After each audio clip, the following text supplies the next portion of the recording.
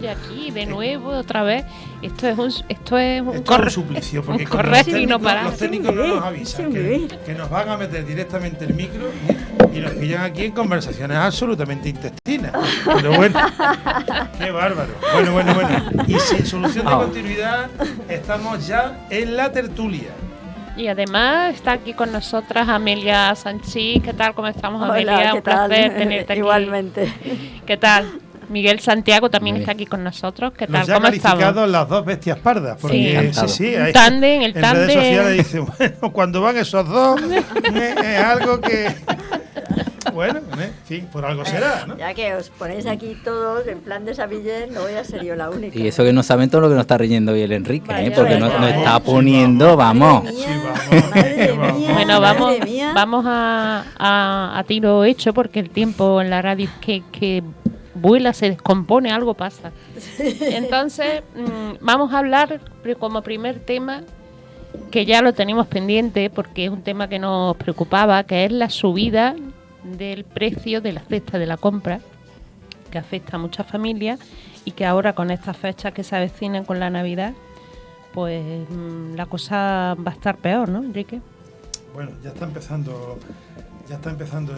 El otro día oía yo en el supermercado un comentario muy simpático. En la pescadería de un supermercado, caballero, llévese usted las gambas ya, que están solamente a 30 euros. Oh, qué nivel, Maribel. Y yo decía para mí, madre del Señor, solo a 30 euros. Sí. Llévese las gambas que están solo a 30 euros. Bueno, se van a poner mucho más. Y el señor se llevó 2 kilos de gamba porque probablemente la carestía de la gamba o la elevación del precio de la gamba... Ha habido de bigotes. Sí. Joder, yo me quedé un poco sobrecogido, ¿no? Sí. Me pareció que era el estímulo y la necesidad o no, o qué, o por qué. No, es como en rebajas, ¿no? Que te ponen un precio... 200 euros y luego te dicen 150, ostras, me lo compro porque es muy barato, ¿no? Cómo nos engañan, ¿no? Sí, claro. Si llevaba 60 euros, ¿no? Señal de que posiblemente los tendría. O sea que todo el mundo a lo mejor no los tiene, ¿no? Bueno, pues valga como esperpento un poco, como forma de llevar un poco al extremo el objeto, ¿no? ¿Cómo lo veis vosotros? ¿Cómo lo vivís vosotros? ¿Qué sensación tenéis? Yo tengo una sensación como los rollitos de primavera, agridulce, porque me da siempre...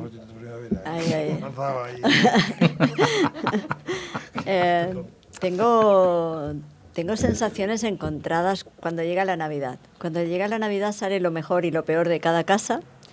Y además, si normalmente hay diferencias entre la ciudadanía, llega la Navidad y lo que hay es abismos siderales. Entonces, voy a hacer una confesión y si alguien luego me pregunta diré, no sé de qué están hablando. No me gusta. No me gusta ni la Navidad como celebración pagana.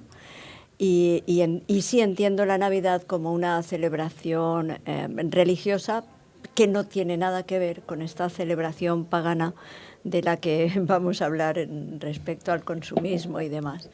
Entonces, esa sensación agridulce. Cuando yo era un ser normal, y ahora estábamos hablando antes, Miguel y yo, de estas cuestiones, y aunque ahora me sigo reconociendo como soy, pues íbamos el voluntariado y nos llevábamos unas bolsas para la gente que estaba haciendo voluntariado y que no podía estar en la casa y que por lo menos pues tuviera algo en que entretenerse. Pero este afán loco y desmedido, ya no solamente de consumir, sino de casi de consumir en tiempo real los deseos que tenga, le hagan falta o no, porque el deseo es siempre un afán de lo que sea, no solamente de tener, sino ahora generalmente de poseer, pues te acaba haciendo sentir rematadamente mal. Mal incluso a ti mismo, porque creo que tomas conciencia de lo que pasa el día que quieres tener algo y no te permites tenerlo porque sabes que te hace daño no solamente a tu economía, sino le hace daño al clima y le hace daño al planeta en el que vivimos y que ya no puede aguantar más heridas. Entonces, ese día te cambia un chip en el cerebro y de repente también te cambia un poco todo lo que ves. Pero a la vez también sabes que hay pasión y que hay niñas y niños que lo viven de otra manera, pues muy distinta a la que estoy narrando ahora mismo. Y claro, estas 1000 ricas dimensiones pues nos cuestan mucho de articular sin que acaben rompiendo el alma de alguien, ¿no? Así es como vivo esto. Yo esta vez soy más pragmático que mi querida amiga, ¿no? En el sentido de, me encanta la reflexión que ha hecho de algo muy personal. Quizás yo viendo el panorama estoy preocupado porque los precios al consumo se están no duplicando, sino triplicando, se están llegando a unas cotas preocupantes. Tú antes hablabas, Enrique, del ejemplo concreto de la gamba, ¿no? Que es muy visual. Bueno, por lo menos ese hombre puede comprarse la gamba. Pero a mí me preocupa que esta subida empobrece mucho más a los que ya están empobrecidos y dificulta mucho más la economía de los barrios obreros y de los barrios más empobrecidos de nuestras ciudades. Y en concreto de una ciudad, Córdoba, que está muy castigada por el paro, está muy castigada por el empobrecimiento social y está muy castigada porque los salarios son de los más bajos que hay en todo el Estado. Entonces, ¿qué pasa? ¿Cómo repercute en Córdoba este tema? Pues la verdad es para alarmarse, ¿no? Y aunque haya muchos bancos de alimentos y muchas ONG dispuestas a ayudar, la solución fundamental viene por unas medidas de Estado, unas medidas de Unión Europea que paren este disparate, porque a fin de cuentas es un disparate que, amparándose en lo que ha pasado en todos estos años de estancamiento, ahora dicen las empresas todas, desde la eléctrica, la de transporte, etcétera, etcétera, etcétera, que la causa fundamental es el estancamiento que hemos tenido y ahora hay mucho más demanda que oferta. A fin de cuentas, todo esto es un truco, es una mentira, que hay un trasfondo de la economía neoliberal que se aprovecha de todas las circunstancias. Y esta es una de ellas, ¿no? ¿Quién paga el pato de todas estas circunstancias? Bueno, la gente que tenemos un sueldo medianamente digno, ¿vale? Yo lo noto, yo otro día en cualquier, además todos los que estamos aquí sentados en la mesa. Yo el otro día personalmente tuve que revisar, una vez que terminé mi compra, porque yo hace 2 meses compraba lo mismo y en vez de 60 euros me podía costar 45, por poner un ejemplo. Y le dije a chaval, mira, perdona, voy a revisar la cuenta porque no me cuadra. Le eché que revisé la cuenta y dice, chaval, sí, no te preocupes, por favor. Revisé, no por desconfianza al chaval, sino porque es que me quedé pasmado. O sea, que es un dato muy significativo. Claro. Y es para preocuparse lo que está pasando en este momento, pero a todos los niveles. Yo no me puedo imaginar, si ya hablamos de la pobreza energética, y fijaros cómo está la situación a unos finales del año del 2001. El tema de los transportes es un disparate. Te vas al campo, la gente del campo está muy preocupada con el tema, con los productos. Es que están hablando, es que casi no merece la pena recoger la naranja, no merece la pena recoger la aceituna, no merece la pena.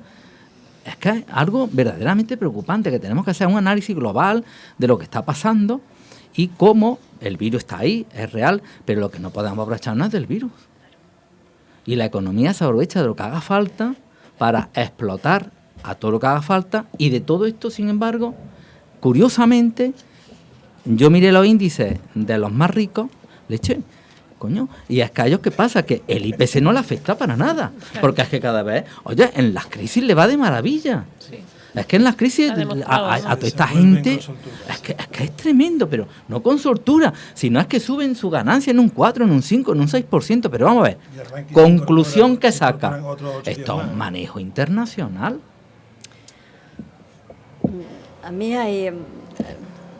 Ahora dejo la lírica y me voy a los datos que son más lo mío. Y yo empezaría diciendo esto que decía Supertramp, ¿no? En el año 75. ¿Crisis? ¿Qué crisis?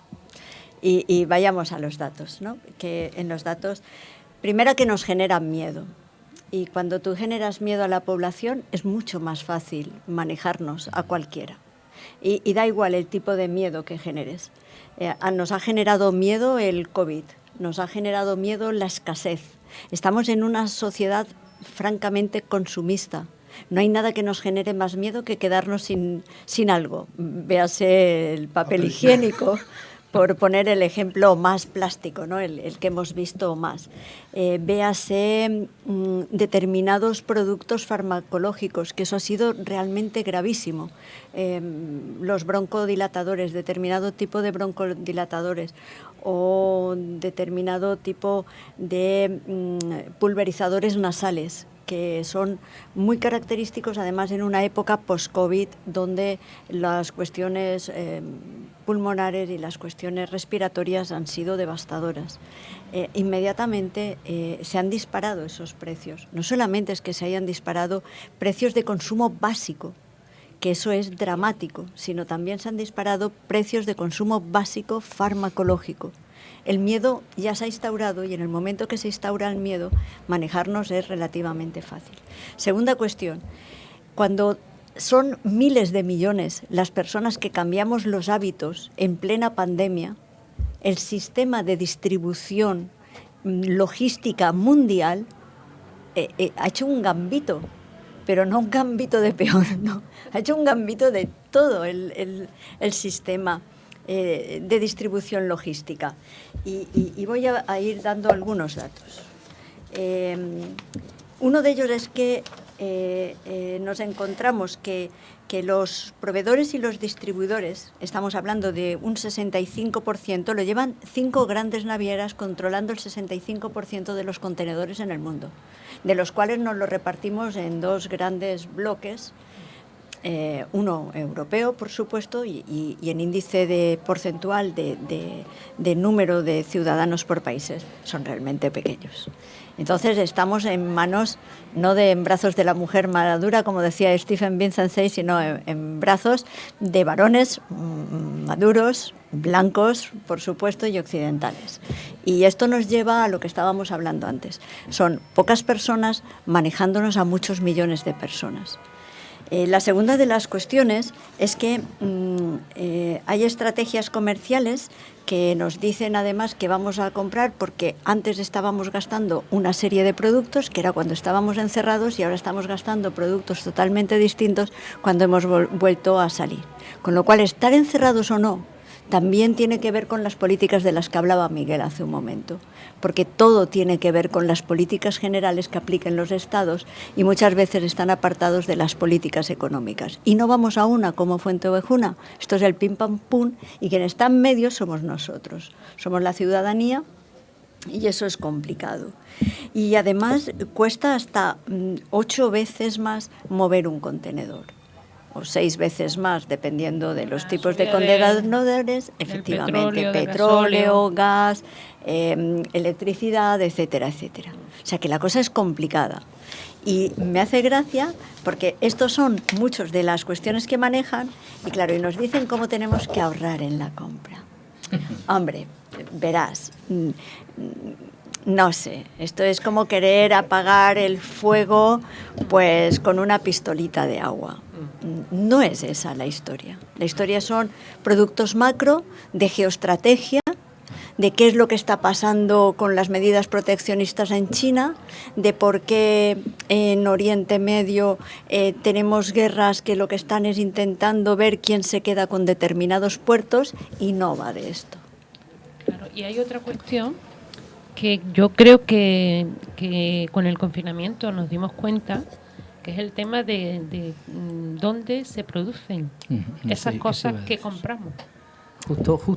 Justo iba a entrar España, ahí. Europa no produce. Claro. Entonces, somos lo que somos, ¿no? Pero que al no producir, estamos en manos de alguien. O sea, si ya en Europa es imposible que nuestro país pueda controlar algo, ya fuera de Europa... eso es complicadísimo. Sí, tenemos que producir. Eso estaba totalmente diseñado hace ya mucho años. Claro, el famoso tema de la globalización. La globalización lo que persigue es justamente lo que acaba de decir Amelia, ¿no? Que el mundo está en manos de uno. O sea, no se puede globalizar sin perder de vista lo local. Lo local es la base, desde lo local donde se construye el mundo, pero no al contrario. No te pueden globalizar, porque si te globalizan te asfixia y entonces el mundo se pone al interés de unos pocos, como acabamos de indicar. ¿Qué ha provocado la globalización, la deslocalización? Ejemplo, ¿qué ha pasado con las mascarillas? Cuando llegó el COVID, aquí no había fábrica, que después nos pusimos las pilas y empezaron a hacer mascarillas como rosquillas todo el mundo. Que a lo mejor fabricaba bata pero eso ha pasado con los chips, por ejemplo, fundamental para el tema de las enfermedades, etcétera, para los coches, informática, enfermedades, etcétera. ¿Qué ha pasado? Aquí hay una industria superpoderosa en Madrid con más de 2.000 empleados que estaba a nivel hace de 15 o antes de la crisis famosa del 2008. Sin embargo, todo se desmanteló. Con toda la industria está pasando lo mismo. A nosotros y a Andalucía además nos condenaron a ser los servidores del turismo y los servidores de los jubilados del norte, de los jubilados ricos, en el que Andalucía la desindustrializaron completamente. Lo que hemos vivido en Cádiz es un ejemplo concreto de lo poquito que queda, y ole por los gaditanos y por la gaditana. Ole. Me encantaría que eso pasara también en Córdoba. Claro, las cajas de subsistencia, todo lo que están volviendo a retomar. Pero claro, entonces, ¿qué pasa? La deslocalización está siendo la causa de todo esto. Y ahora tenemos que, lo lógico es que nos reindustrialicemos. Lo que pasa es que el mundo capital, que ha sido muy listo. ¿Dónde se va la industria? A los países más empobrecidos, donde los sueldos son mucho más económicos, donde el negocio es mucho mayor. Yo me acuerdo cuando en el año 2001... con mis nenes bajaba yo a Tánger, y Tánger era una población muy empobrecida. Tánger ha cambiado de la noche a la mañana. Fíjate. No os podéis ni imaginar. Claro.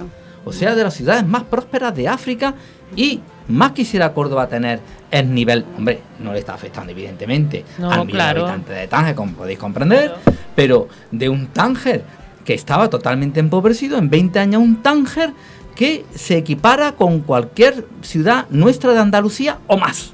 ¿Por qué? Porque tú ves sus polos industriales, donde estaban nuestras fábricas, están allí. Entonces todo eso es un montaje de la globalización que provoca la deslocalización y provoca pues todo este tipo de historias. Cuando aparece caso concreto como la deslocalización llegó antes de la globalización. Sí, bueno, era como el preparativo. Es decir, era el preámbulo. Yo te voy preparando para que te prepares y después te doy el golpe definitivo y además te lo vendo bien. O sea, la globalización es como el papel de celofán bonito, precioso, con su lacito, para que tú te tragues la deslocalización. Y verdaderamente, cuando aparece una crisis fuerte como la COVID, que es una crisis sanitaria, pues estas son las consecuencias, ¿no? Y bueno, eso, que los alimentos básicos, que esos al menos el Estado tendría que poner un precio asequible y mantener los precios en los alimentos básicos, ¿no? Que están en la cesta de la compra diariamente, ¿no? No, bueno, ya lo han hecho, pero en otro momento, es lo que está pasando ahora con el sector agrícola. O sea, el sector agrícola diciendo que ya lleva diciéndolo, o sea, antes de la pandemia, pero que después de la pandemia, como no aprendemos lecciones, no lo aprendimos en todo lo que pasó con el nazismo, no hemos aprendido nunca nada. Tampoco lo aprendieron en la guerra chino-japonesa, o sea que no se ha aprendido nunca. Si no aprendemos cuando estamos bien, cuando estamos sentados en las aulas, más confortables, ¿por qué lo vamos a aprender cuando hay un drama brutal? En un drama brutal generalmente lo que se aprende es a huir hacia adelante. Se aprendió de la Primera a la Segunda Guerra Mundial, pues fíjate lo que pasó en un periodo de entreguerras. Pero aquí a mí me hacía mucha gracia cuando decían esa frase de, bueno, ya aprenderemos. No se aprende. Lo que sí tenemos que aprender es aplicar políticas. Eso sí, es una responsabilidad de la política. Y es una responsabilidad como ciudadanas y ciudadanos pedir de la clase política que esto se haga. ¿Cómo? Pues de muchas maneras, por supuesto, porque no hay una relación causal directa, pero sobre todo 3 cuestiones que ya las hemos ido apuntando muchas veces aquí. Cuestión número 1, esas políticas de integración, y una cosa es el esfuerzo de la ciudadanía, pero eso no vale, eso solamente es una cuestión de cada cual. 2, inversiones, como estaba comentando antes Miguel, inversiones en sistemas de reindustrialización, que muchas veces no tienen que ver solo con el sector primario, podrían ser reindustrialización en sector secundario, que es lo que ha hecho Japón. Japón no está planteando cómo elaborar cuestiones primarias. Ellos están dentro de los temas de los chips en un nivel mucho más elevado, como hace Alemania, como hacen otros países. Bueno, metámonos en esto. Segunda cuestión, el tema vamos a ser un poco honrados. No pedirle a la ciudadanía que sea honrada, vamos a ser todo el mundo honrados, porque es que la clase política es también ciudadana, con lo cual vamos a ser todas las personas honradas, empezando por la clase política, porque es, ahí está, porque es doble el papel, porque es ciudadana y porque es política, que son un poco los que tienen que dar también ese ejemplo de cuidar de la cosa pública. Y el tercer elemento que me parece clave, el criterio de corresponsabilidad. Todas las personas aportemos cosas y todas las personas cuidémonos, ¿no?, de estas cuestiones. ¿Cómo? Pues aprendiendo también, porque esto es difícil. Me acuerdo muchas veces con Pepe Lario que siempre decíamos la frase esa de: es que es duro esto de saber de política porque hay que leer, y leer a veces cuesta, pero es que no hay otra manera, por ósmosis no hay manera de aprendérselo. Pues mira, igual nos toca, ¿no? Bueno, ¿os dais cuenta que simplicidad? Que ciencia infusa, la subida de los precios, pues ciencia infusa, así son las cosas, ¿no? Gracias por esta aportación, que yo creo que son elementos suficientemente explícitos y multilaterales, ¿no?, para darnos cuenta de que simplezas con las cosas de comer, nunca mejor dicho, para nada, ¿no? Es complejo. Bueno, pues si os parece vamos a hacer un cambio de tercio, como diría Ken, y vamos a dar un quiebro para pasar a otro tema.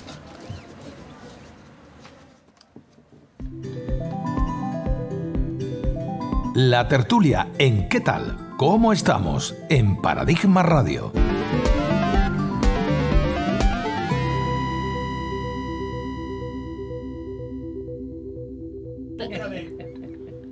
La veo, bueno, no la veo. No hay tregua. Veo. No pasa nada. Además, esta es la frescura de la radio, ¿no? Que nos pillen nos cogen desprevenidos. Pero es que esta tarde nos están pillando, yo creo que yo sí creo, ahí está, yo creo que ¿no? Si fuera profeta yo lo suspendía mañana.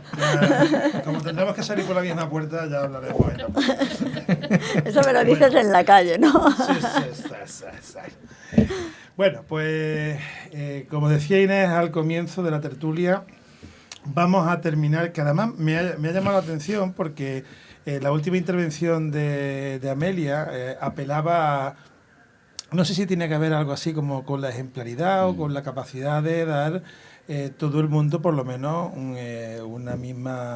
ejemplo, una idea, un fin, ¿no? Mi madre, mi padre, pues yo salgo un poco más o menos a lo que me han educado, ¿no? El tuyo, pues lo mismo, ¿no? Y tú has salido pues trufado de todo lo que interactúa contigo, pero has salido porque has tenido ahí una... Y de nuestros representantes, ahora vamos a bajar al terruño. A la arena política, ¿no? A la arena política, bueno, funcionarial política, ¿no? Porque aquí hay un 50-50, ¿no? Resulta que en el ayuntamiento finalmente, de la situación de la que estamos hablando, es que se han analizado un volumen importante de contratos menores y se ha llegado por parte de la Fiscalía, que no estamos hablando de un órgano municipal que controla a otro órgano municipal, sino de quién es el responsable de hacer algún tipo de imputación cuando ve indicios de delito, que ha encontrado que te han pillado pues con el carrito de los helados, ¿no? Como aquel que dice. Y resulta que el sancionamiento de numerosos contratos en el Departamento de Infraestructura del Ayuntamiento pues son claramente fraudulentos porque contravienen una retahíla de preceptos absolutamente coadyuvantes. O sea, ojito, no puedes hacer esto y esto. Y han hecho justo esto y esto. A saber. Y además, bueno, parece que a la misma empresa, ¿no? Esos mismos... O a las mismas Parece que han invitado a 3. Sí, a las mismas pocas. Bueno, esta denuncia la presentó Izquierda Unida y Podemos, pero es que a la misma vez, antes de que la Fiscalía se pronunciara, pues el señor Dorado presentó otra denuncia a la Fiscalía desde el 2016 en infraestructuras también, ¿no? Además fue por un sobrecoste en alumbrado en la avenida de Libia, aunque la Fiscalía aún no se ha pronunciado, con lo cual no sabemos, pero parece como que aquí se pone el ventilador para que, no sé. A mí me dio esa sensación. Ellos se excusaban en que no tenía nada que ver, que se presentó antes, lo que pasa que lo hicieron público el mismo día que sale el informe de la Fiscalía, ¿no? Sí, entonces me llamó la atención. Un Y en un medio amigo también, ¿no? Simplemente por aportación de datos del informe del fiscal jefe provincial, ¿no? Alteración del objeto del contrato para poder acudir a la contratación menor. Existencia de informes desfavorables del órgano de apoyo a la Junta de Gobierno local dirigido a la coordinación de infraestructuras advirtiendo del fraccionamiento indebido. Reiteración de empresas invitadas, posibles vínculos familiares, posible falsedad de certificaciones y acta de recepción, el escaso porcentaje de baja, de la cantidad de baja que se obtiene en el precio de adjudicación sobre el precio de licitación, documentación escasa en las ofertas sin detalle de la unidad de obra, precios de productos, etcétera, etcétera, etcétera, etcétera, hasta un total de 42 contratos emitidos o tramitados a lo largo del 2020 por el Departamento de Infraestructura. Sí, es que son dos cosas que planteaban distintas y creo que lo que tú hacías, lo que tú hacías cuenta era lo del pendrive también, que se presentaba a posteriori con 32 proyectos más, y estos sí que tenían que ver desde septiembre del 2016. Pero que esto aún no han emprendido, bueno, por lo menos no sabemos nada del asunto solamente, y no se ha dicho. Lo que sí comentaba Isabel Ambrosio es que no le costaba ninguno de los datos y nadie ha dicho nada. Sin embargo, el que sí se han pronunciado en los términos que estaba Enrique comentando, y en eso sí hay una presunción, hay unos indicios, mejor dicho, indicios de prevaricación y falsedad en documento en estos 42 contratos que eventualmente son los que sí han podido tener acceso y sí se han... parece que hay esos indicios en los que se podría ver... algún tipo delictivo justo en estas cuestiones y justo en lo que estaba comentando.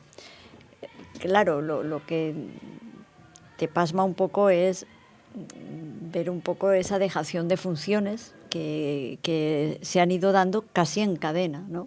El que no estuviera la persona en ese momento en su puesto de trabajo, el que estuviera de vacaciones, el que se dan una serie de elementos concurrentes que claro, acaban inflando, porque además hay un indicio también en el que pueden haber fraccionado ese contrato en varios subcontratos, en el que también eso atenuaría en principio el tipo delictivo precisamente por haberlo fraccionado, ¿no? Y eso también es otro de los indicios.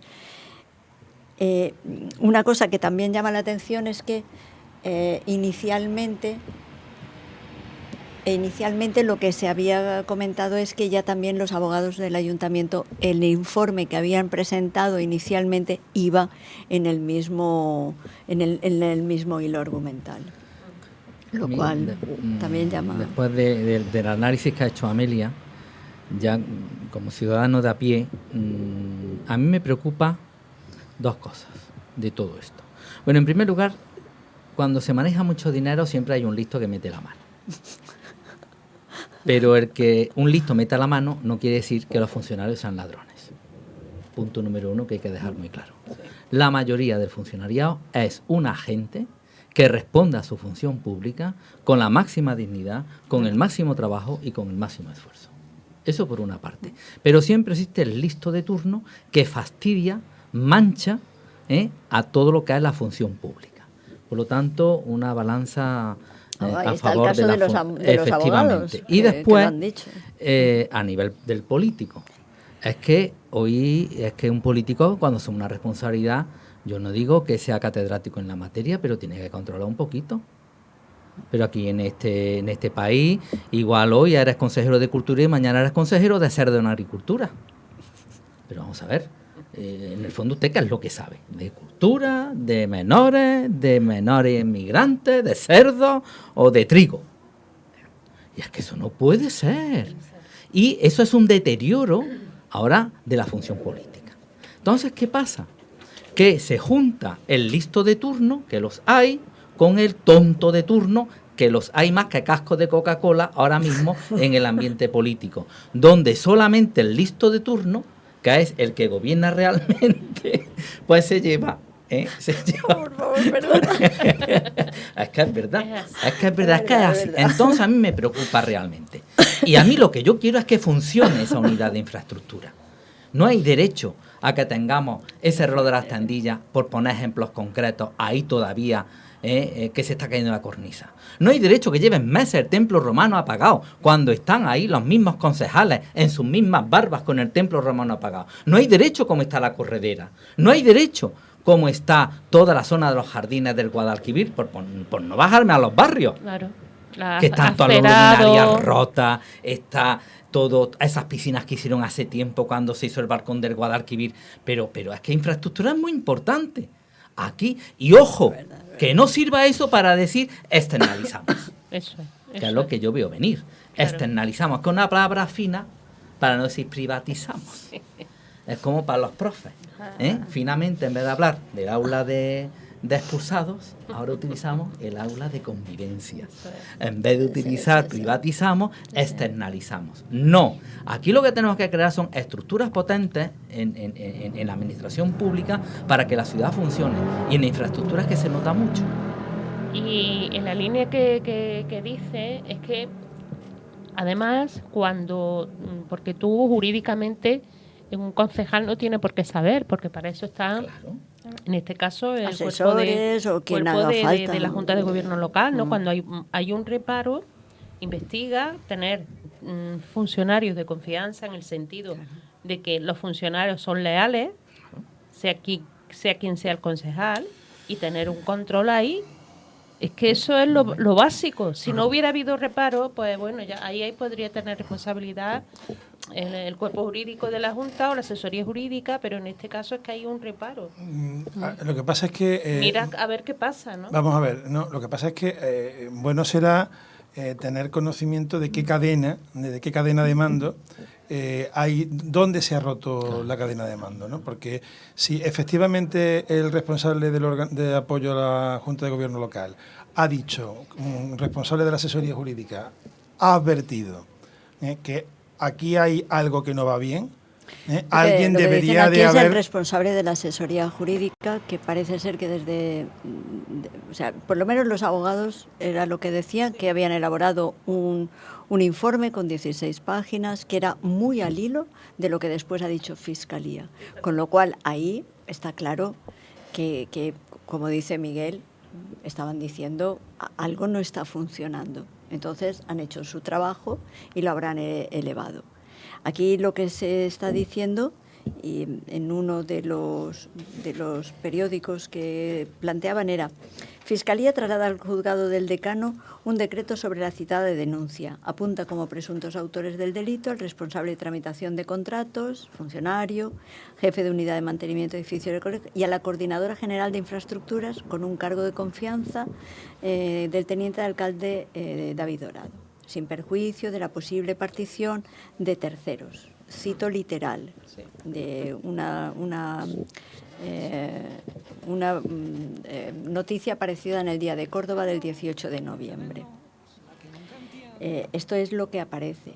Lo que no se sabe es si en ese íter administrativo pueden haber implicadas más o menos personas. Eso es lo que no... Sí, pero yo creo que en la línea que iba Miguel, yo creo que aquí tiene que haber una responsabilidad política, porque tú, y más cuando ya hay un reparo y un informe con varios reparos probablemente, tú tienes que decir, aquí hay que poner orden, ¿qué está pasando aquí? Esa es una alerta, ¿no? Ahora, yo entiendo que debe de haber responsabilidad política, entiendo. En el momento en el que se dice que hay certificaciones y actas de recepción firmadas sin acreditar con certeza la realización de la prestación, eso en mi pueblo se llama que te han pillado que te han pillado. O sea, esa es la denuncia que sustentaba Izquierda Unida Podemos referente a los contratos de alumbrado de la Avenida de Libia, ¿no? Pero si dices que han terminado la obra y están trabajando en la obra, ¿cómo pueden terminar la obra y haber certificado la finalización de la obra? Sí, O sea, que denuncia que ha hecho el Claro. PP, me refiero, que son denuncias cruzadas y que puede haber más responsabilidades. Claro, pero que son piezas aparte. O sea, Sí, que, sí, sí, son que piezas una aparte. cosa y otra cosa es lo que estamos hablando aquí. O sea, una cosa es la vía judicial y otra es la vía política, que es la que estamos planteando. Cabe esa vía y qué es lo que se va a plantear en el momento en que se reúna el Pleno. Reflexión última y definitiva. Decirme en 2 palabras qué sensación os deja o en qué punto, porque desde Control nos están advirtiendo que ya vamos fuera de hora.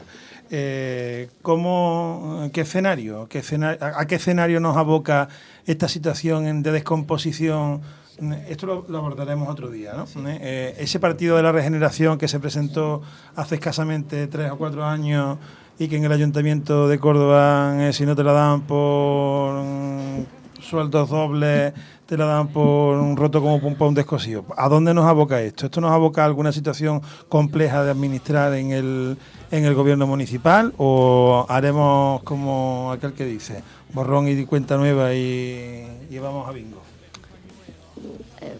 Hombre, Yo no, vamos, primera no sé, pero sí espero que esto tenga sobre todo consecuencias de coherencia. O sea, es decir, tenemos que gobernar una ciudad y no pueden pasar cosas como estas. Esté el partido que esté, da igual. Digo una frase que decía Julio Enguita, sea el partido que sea, votaría al partido que fuese honrado. Me da igual el signo de las siglas del partido, pero la honradez tendría que ser un peso, ¿eh? Sí, la honradez y que un poquito se sepa de lo que estamos haciendo. Claro. Lo que decía antes en mi intervención. O sea, el que se mete a política de partido, porque política nos metemos todos, pero de partido, es una gran responsabilidad. Entonces, la persona que es llamada tiene que ser coherente en decir, ¿yo sirvo realmente para esto o no?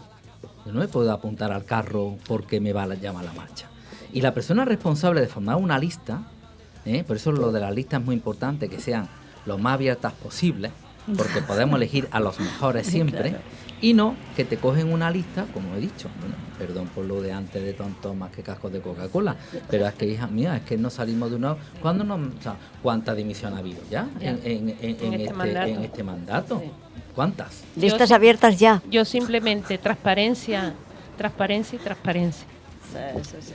Bueno, nos ha hecho falta tiempo, señal de que el asunto es los asuntos eran suficientemente interesantes y vidriosos como para haber sacado hebra, y este tema último nos deja un poco con la necesidad de haber continuado una reflexión más extendida, más reticular, porque nos llevaría a otros asuntos que son directamente influyentes y derivantes y conlluyentes. En fin, ya lo veis, ¿no? Como siempre, un placer. Como ya os decía, efectivamente dan pie a que sean las bestias pardas. Nuestro querido Miguel, nuestra querida Amelia, nuestros contertulios que queremos y que nos gustan. Y que ojalá y los podamos volver a disfrutar en próximas semanas. Pronto. ¿Estamos? Inés. Muchas gracias. Un placer, amiga. Igualmente, Enrique. Nos vemos el jueves que viene, ¿no? Nos vemos el jueves que viene. Pues, Venga, hasta siempre. Hasta pronto.